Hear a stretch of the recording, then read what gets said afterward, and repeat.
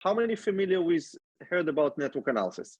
Awesome. So let's start, and it's give me an indication to know how much background to give. So that's great. You're communication students, and I think it's a good place to start, but saying that for most social science approaches to research, we tend to start research by thinking about an individual, a social actor, an organization, as the basic unit of analysis, and describing groups by a breakdown of individual characteristics. So we can say that on average, the attitude toward the war in the Ukraine is 4.5 level of agreement. Or we have a breakdown by education, by gender, and so on. But we always start with the social actor, the user, the individual. What is unique in network sciences is that we shift the focus from starting with an individual, starting at relationships. We start looking at pairs of social actors, individuals, users, organizations, countries, you name it, and looking at their relationships. And once we make the we map the relationship, we start looking at networks and patterns of social interactions. Just in general, a network is a constellation of nodes and links. Nodes are the basic interconnected elements. In social science, will be social actors, but it could be anything from zebras in nature to neurons in your brain to genes in your body. Anything that's connected to others is a node, and links is what connects them. In social science, it tends to be symbolic tie. It's not physical tie, it's a symbolic tie. Friendship, love, advice seeking, follow someone on social media, liking some content. It's a symbolic tie, but it's very meaningful because it really helps us map large group of people based on the relationship that they choose to have. And that the choice to connect with others is kind of the foundation of our understanding social networks. When you look at large networks, which is one of the most fascinating things about networks, is that no matter what the nodes are and what the links are, they tend to have a common structure. They tend to have similar patterns. So one of them is the small world phenomena, which started, but anyone took an introduction to psychology ever? One of the studies here is that my psychologists and sociologists back in the 1960s asked people to say, hey, I'm going to give you a package, an envelope, and I want you to mail it to someone you know that you think will get this envelope closer to someone you do not know. They're everybody in the East Coast of the United States, and the goal is to get the envelope to the West Coast just by passing it to people you know personally. And they find out that while there were about 250 million people in the United States back there, on average, there was only 6 steps. 6 degrees of separation took people to get from someone in the East Coast to someone they do not know at the West Coast. And they're trying to understand why, and they find out when people really interact with one another, they tend to create subgroups of people. They strongly interconnected with one another, but more loosely connected across. Hence the 6 degrees of separation. Another important thing, so yes, they found that yes, we create these communities, but hey, there is really important role for the people who connect these clusters, these small groups of people that interconnected with one another. So it's not only about what happened within a community, but who connects you across communities. And the whole literature cares about the idea of structural whole and the power of bridges that connects users that otherwise, or individuals that otherwise are not connected. Another important thing they found that when we think about relationship, we tend to think that the stronger the relationship, the better. People you have strong relationship with, you can trust them more, you can rely on them more, they're always going to be there for you. However, when they found out that these connections that are across groups, they are weak, but they are important, and the strengths of weak ties, because those weak ties bring information you cannot get through your group. Think about your communication PhD program or graduate program in your communication department. You all know one another, and you kind of all have the same information. But if someone to visit the University of Georgia and meet some graduate students there, the graduate student in University of Georgia gives you unique information that you cannot get from your own group. Hence the strength of weak ties. And most importantly for our conversation, the emergence of clusters. Given the opportunity to interact freely, people create communities. I know, should not come as a great surprise. Humans build communities, but it happens. We actually can map these relationships. So one common phenomena is the emergence of clusters. The other common phenomena is the idea that the distribution of connection among users is very skewed. So you all took, I'm sure, at some point of your lives, introduction to statistics, right? And you all learned about the normal distribution. Few have the high scores, few has the low scores, and most of the people around the average, right? Most of your statistical analysis, if you ever went regression analysis, it's an assumption of normal distribution. However, when you look at networks, we find that the distribution is skewed. Few people has a lot of connection, and most people have very few connections.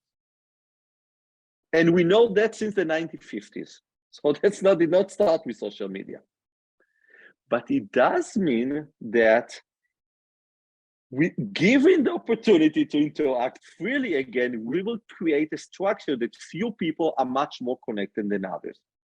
And one of the explanations of that is called the preferential attachment. That means that those that have a lot of connections are more likely to get even more connections. In many ways, everybody wants to be friends with the most popular kid in class. So we know two things so far, that we're looking to big social network. Two things we expect to happen. Number one, there will be clusters. Number two, there will be few people that the network rely on much more than others. That we don't need to do the analysis. That will happen. The analysis comes, the research comes based on what we do with that research. So I like to start with the example of Twitter as networks, not because it's necessarily the most important social media, just because it's the most intuitive network to understand in terms of information flow. So we think about nodes as users and mention retweets, replies, follow as connection between them. And when people interact on Twitter, they follow, they retweet, and so on, the entire network creates self-selected, you choose who you follow, who you retweet, who you interact with, patterns of attention giving and receiving, you choose who to give your attention, which create patterns of information flow. Because when you follow a user, everything they post, you see. When you retweet another user, all your followers will see their post. So the network of relationship of tweeters really maps patterns of information flow. I'm old enough to remember that when the internet became public and suddenly everybody can share information, there was a lot of great expectation. There was a sense of very democratic approach that everybody talks with everybody and listens to everybody and learns about a wide range of opinions and ideas. We thought that that will happen. However, what happened is not that, but we got that. We got silos of information flow. We interact with small group of people that are really just like us in many ways. And we think about relationship as information flow, it means that we create silos of information flow. Information flows a lot within, not so much across. If you think about from a marketing or advertising standpoint, for many years, we used to segment, break down the population based on the social demographic. What we take here is the approach and say, we're not going to tell you which groups you're in. We're going to see which groups you create and segment the population based on the communities they break naturally down into. I'm not going to get too much into theory here, but to give you some ideas here. So there is a good foundation for almost 100 years. The idea of that, what happens with who we choose to interact with. So we have many years of relationship about homophily that suggest that we humans tend to choose to interact with people that are similar to them across areas, from politics to religion to other social demographics to education, you name it, and across types of relationship, all from a strong relationship as marriage and as weak relationship to saying hi to strangers. The other side of the coin from communication standpoint is the idea of selective exposure, that we will choose to listen to information sources they agree with much more to information sources we disagree with. There's just a few studies here. We have quite a lot about sides of what happened. We found that within cluster, we have strong relationship, but redundant. Because if I don't get information from one person, I can get it from the other. There's more trust and more exchange of information with him, and more intense information and faster information.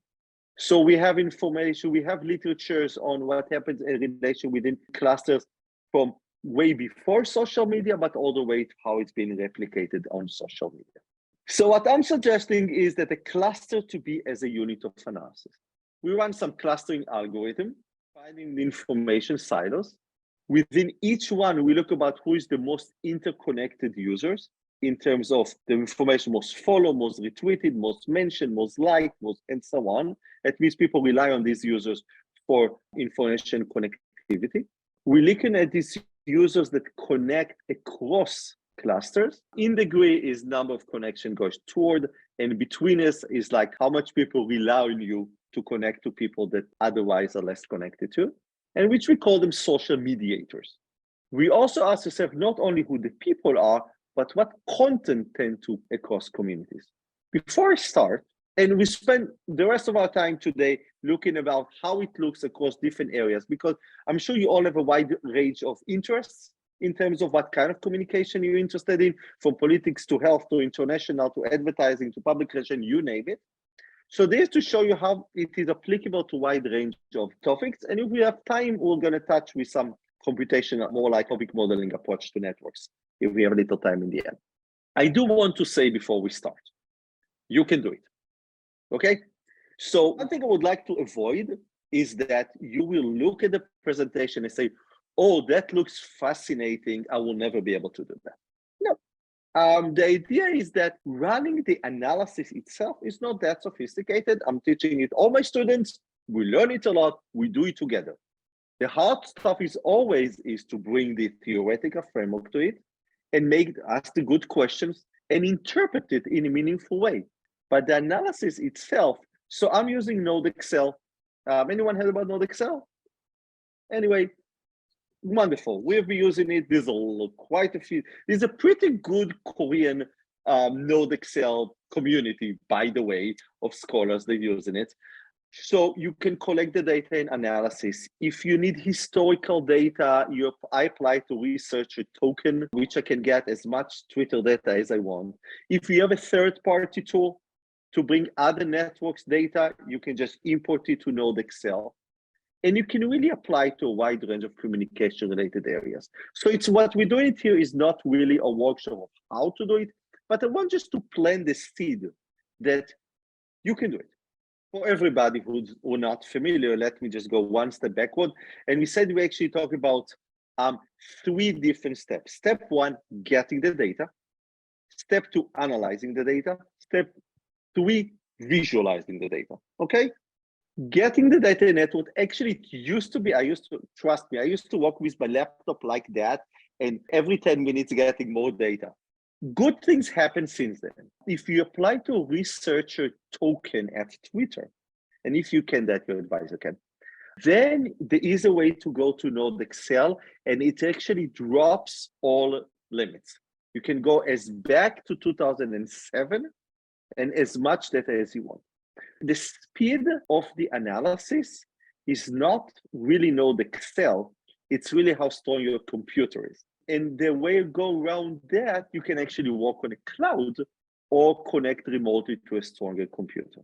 That said, we also teach in class, I use BrandWatch, which is a data library from which we can get Twitter, Instagram, Reddit. We have a whole paper on Reddit now with graduate students, and Facebook, whichever, to get the data.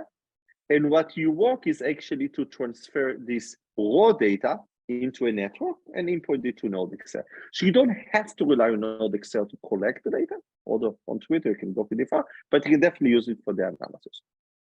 Okay, so as I promised, we're gonna take this approach to a range of social media conversations and just learn a little about what you can do with this approach.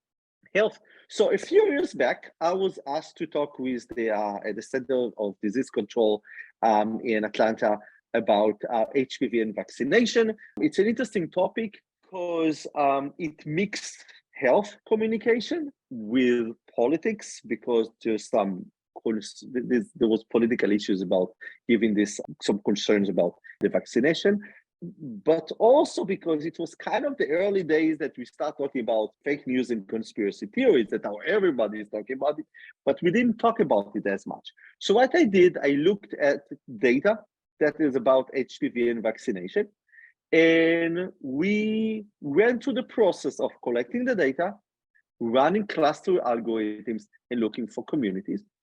And we analyzed each cluster, each community based on its unique characteristics.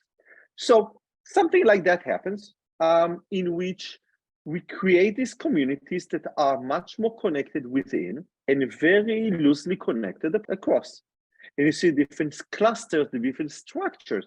Some of them are more interconnected, and some of them are kind of star-shaped. Everybody read the New York Times, and that's really all they do. So what we did the next step, remember we said that the distributions of connection is skewed. Few users are much more connected than others. So we found them.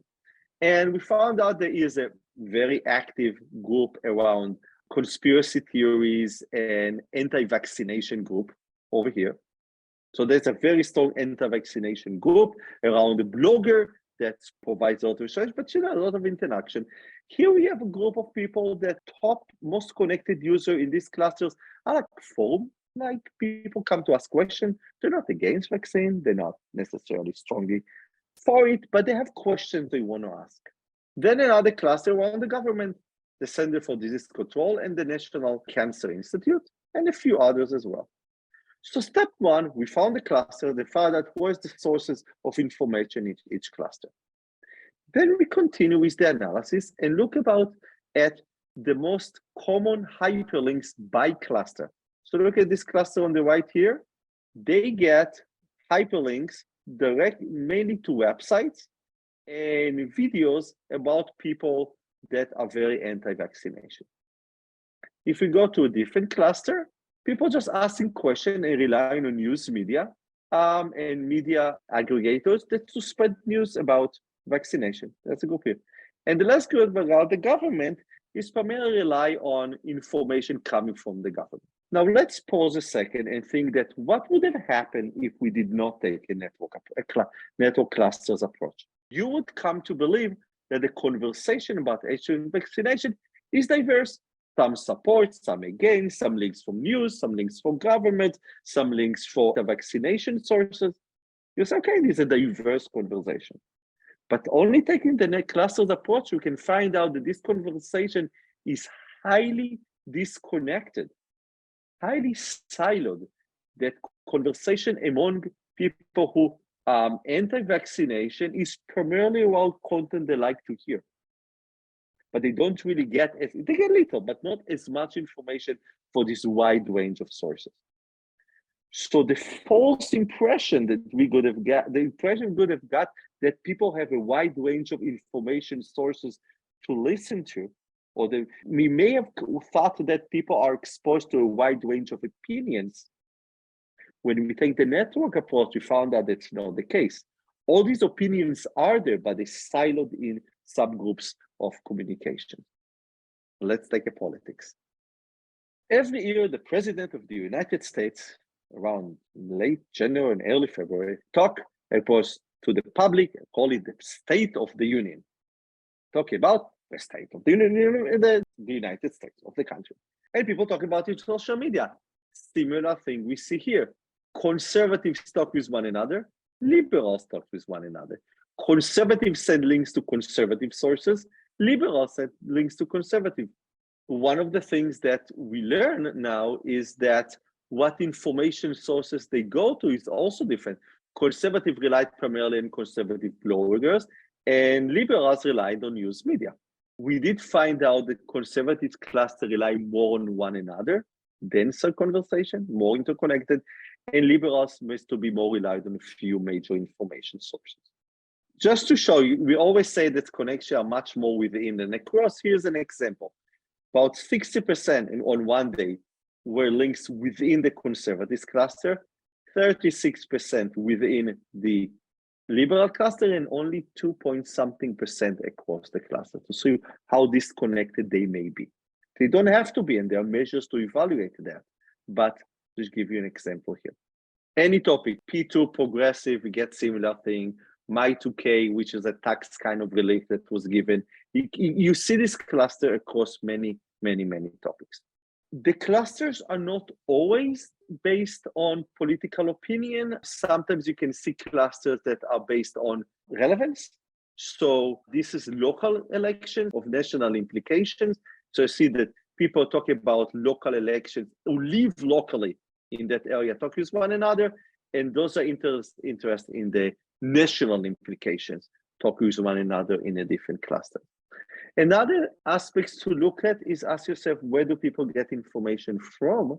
Because anyone can be a source of information. You can find that people are local media, national media, but a lot of grassroots. People are not news media, not politicians, but people learn to rely on them for information.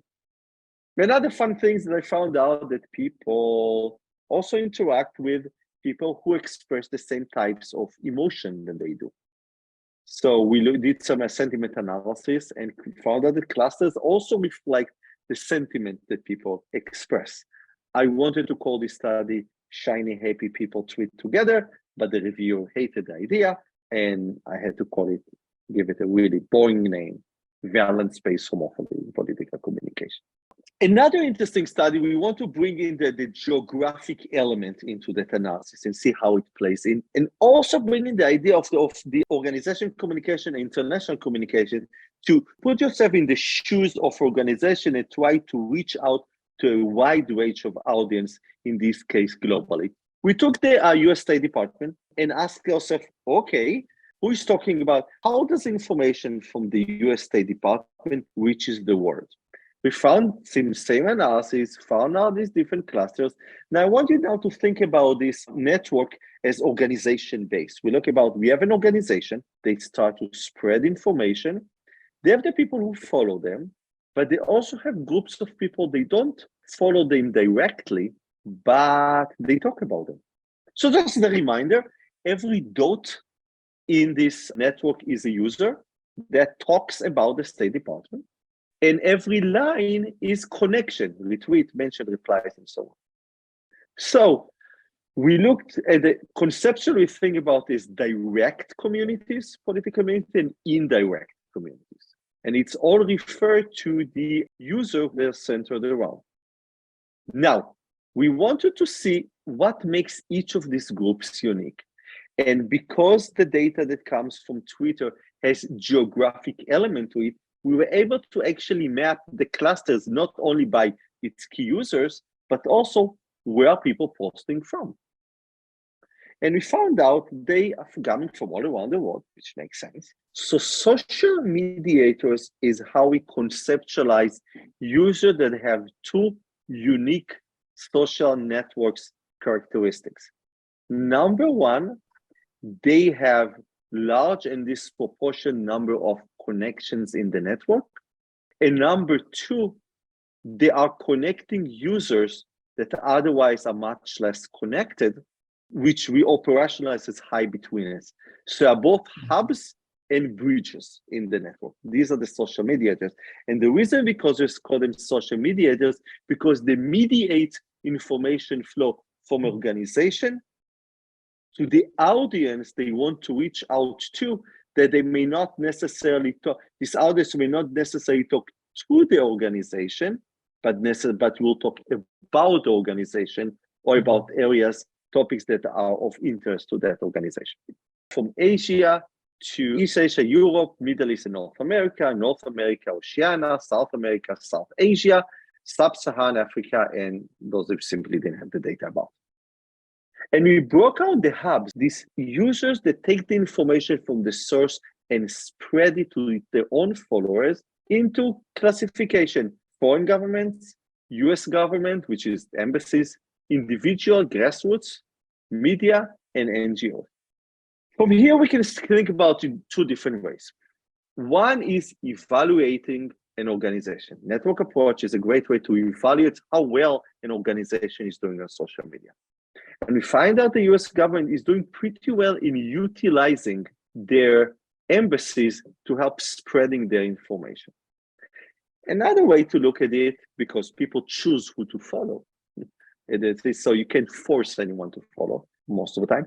You can find that different areas in the world rely on different types of user to listen to information coming from the US State Department.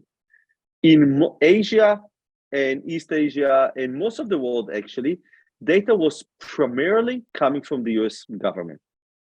And local embassies retweet the State Department in Washington, D.C., people following them, with one exception, which was the Middle East and North Africa.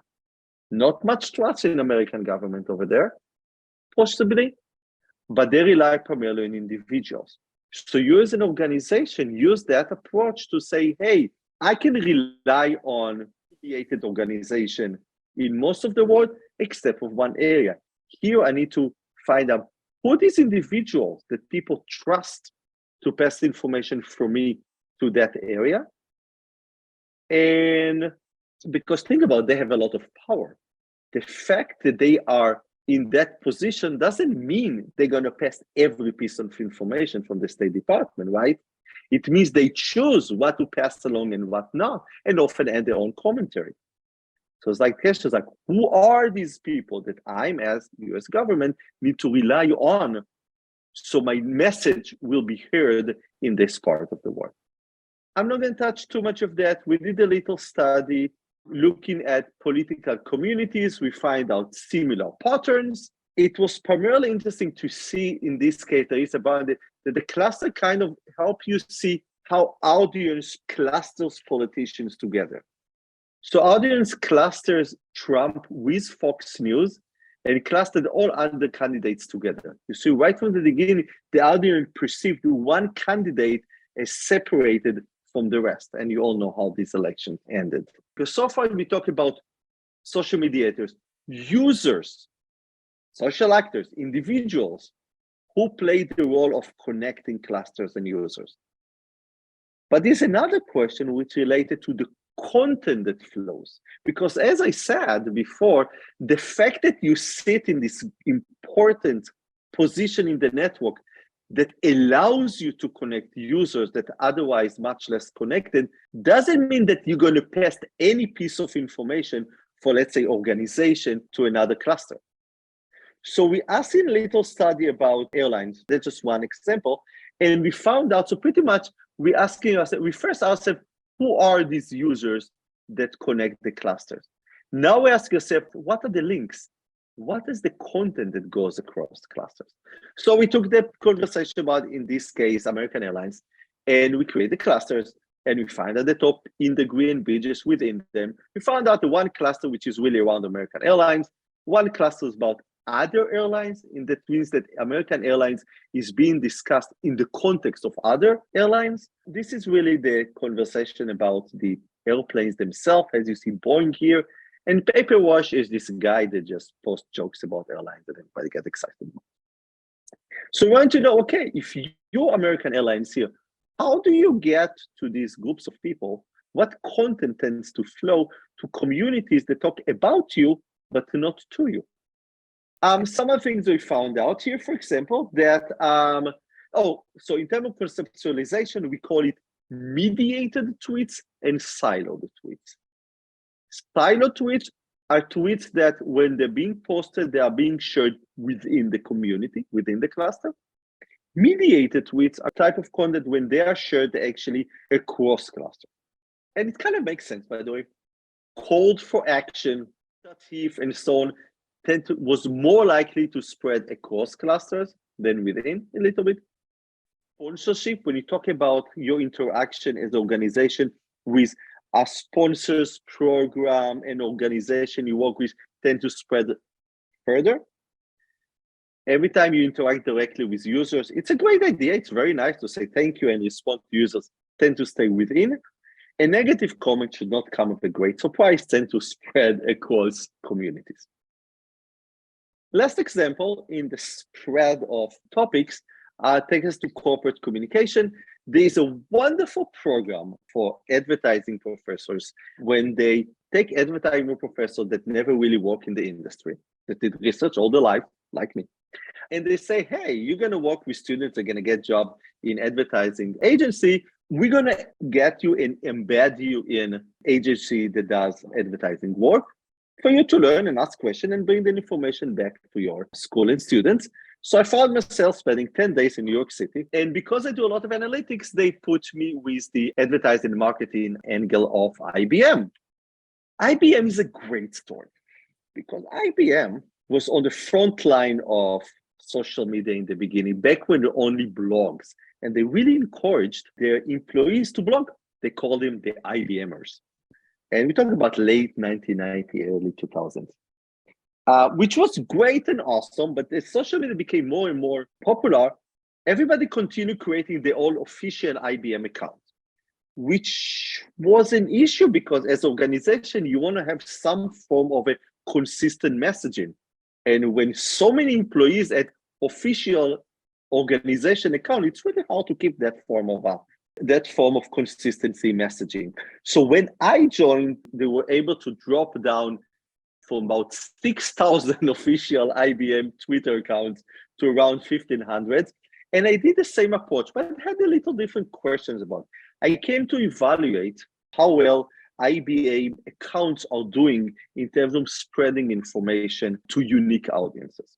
So traditionally, when you say how well you're doing on social media, you count shares, retweets, accounts, likes, which is problematic because, well, let's say, if your senior vice president for marketing tweets, you're going to retweet them because he's your boss or your boss's boss's boss. Of course, you're going to get lots of engagement. Everybody feels very happy about themselves, right? Taking this approach, but we ask ourselves, okay, if you've been retweeted primarily within a clusters, that means you don't really reach out to new audiences. You get a bunch of really high level of engagement, awesome, but you really don't get to the same people. The same idea of redundancy of content.